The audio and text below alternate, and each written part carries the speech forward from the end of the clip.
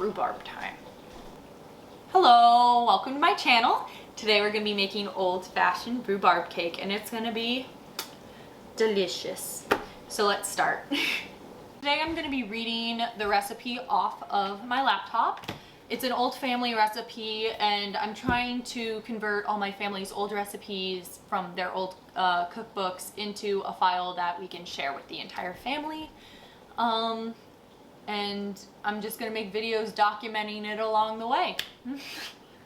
So if you want to follow along or try this recipe yourself, I'm going to put all of the instructions and ingredients in the little description box below. So let's get started, shall we?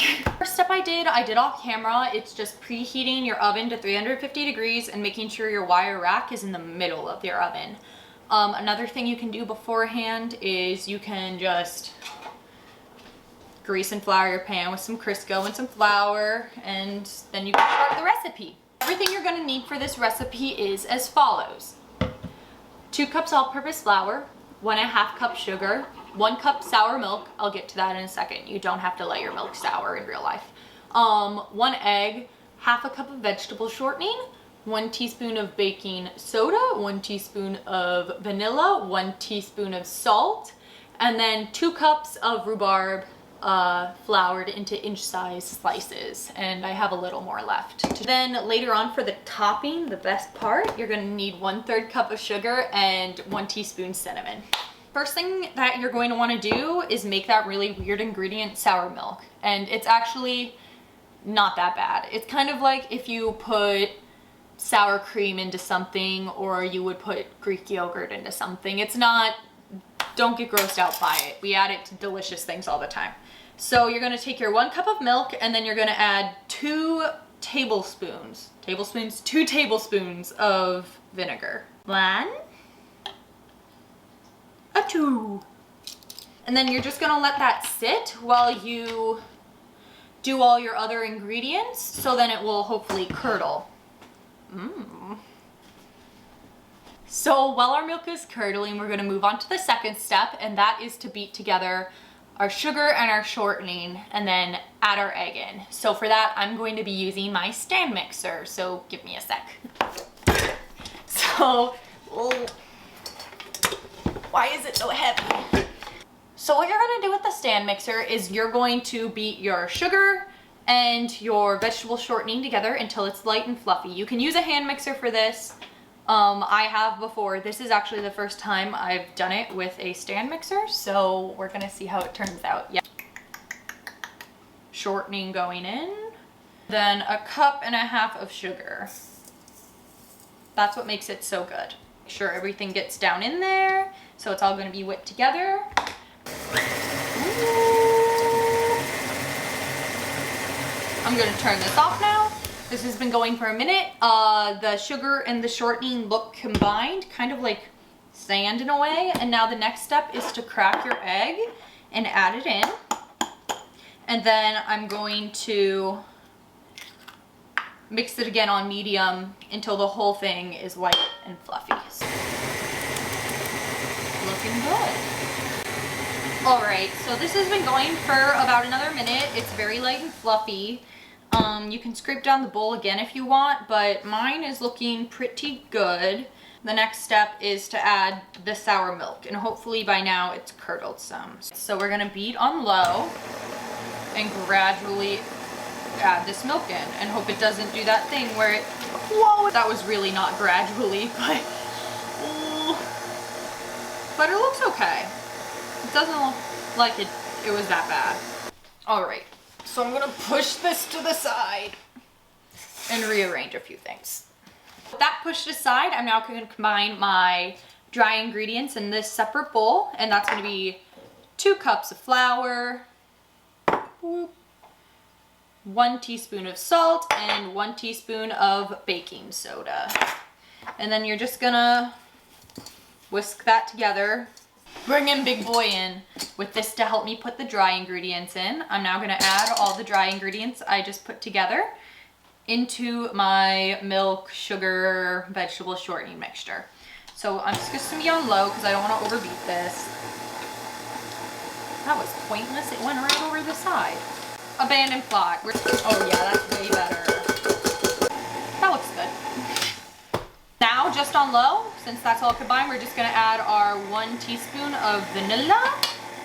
So now we're done with the KitchenAid, so I'm gonna just move that out of the way before we add our rhubarb. Rhubarb, I already chopped up basically 2 cups of it. And then you're gonna wanna flour this, which I'll do, but first I'm gonna I just wanted to show you a stalk in case you were like, rhubarb, what's that? It's kind of, how would I describe rhubarb? It's a vegetable. It looks like celery. It's not celery.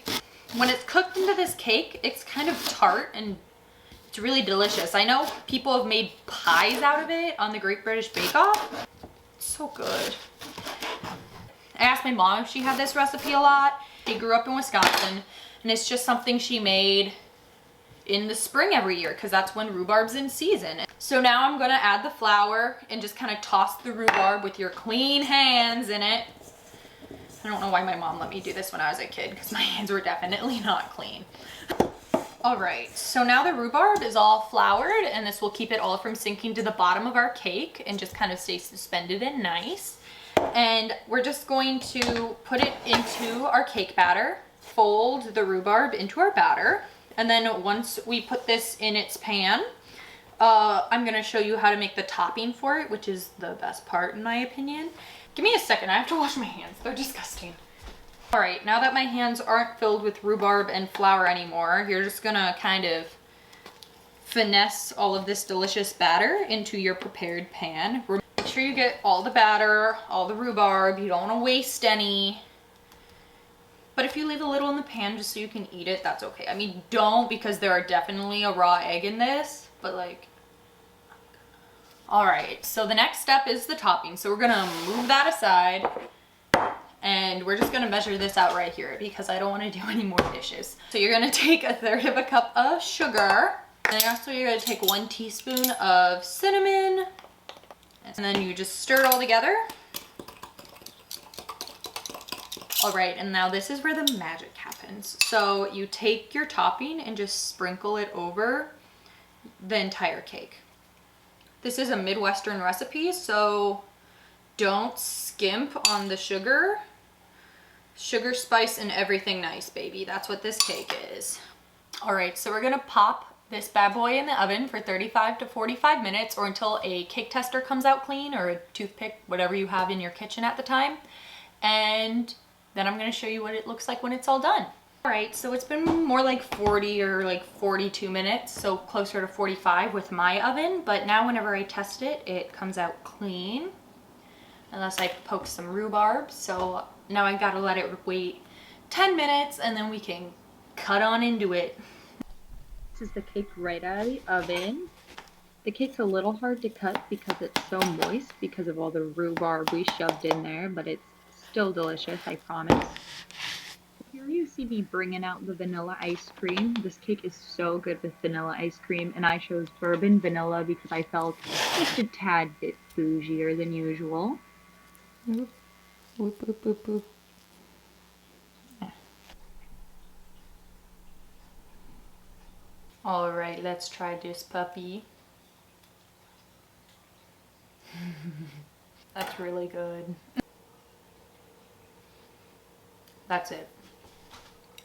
That's it for me. I'm gonna post all the information to make this below, and you definitely should while rhubarb is still in season because it's so good. And hopefully I'll see you guys later. Bye.